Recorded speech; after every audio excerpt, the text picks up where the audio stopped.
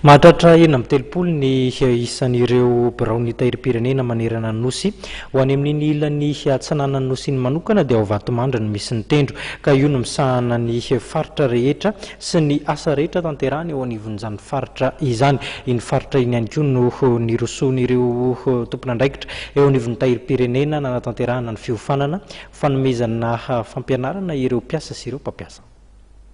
Misy amin'ireo mpampiasa aty Mahanoro no mbola tsy mahafantatra ny adidiny ka mba hanatsarana ny fifandraisan'izy ireo amin'ny mpiasany eny anivon'ny orinasa dia nasaina manokana izy ireo hiofana mba hahalalany bebe kokoa ny momba ny lalàna mifehy asa eto Madagasikara.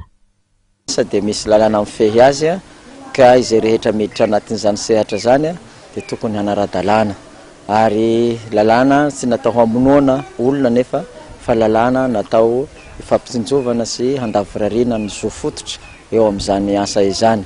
Ao anatin'izany tsy ahitana sokajy izy io na amin'ny sehatra fivavahana confessionnel zany na amin'ny sehatra tsy miankina ninninona zany asa ataon'ny olona anankiray eo amin'ny fampahafantarana ny zo sy adidiny tsirairay eo amin'ny tontolon'ny asa. Ny zara-roto ny mahazatra ny mpiofana ka ny andiany voalohany nahitana ireo solotenan'ny mpampiasa avy amin'ny sehatra tsy miankina. Ny andiany faharoa kosa dia nahitana ny solotenan'ny mpiasa, ireo délégué syndikaly ary ireo ben'ny tanàna mbola mampiasa ECD.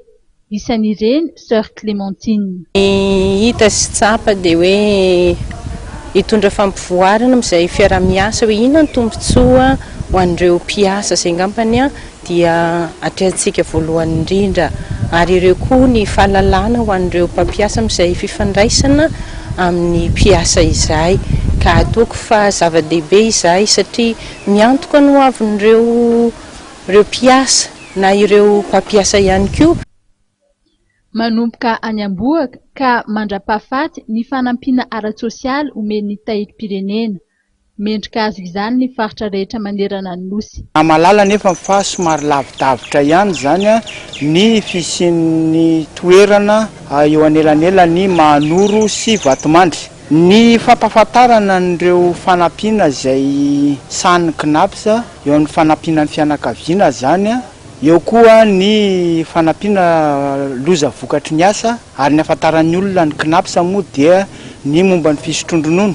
Zay zavatra zay zany no antony nanaovana an'izao fampahafantarana sy fampiofanana misy aty Mahanoro zao.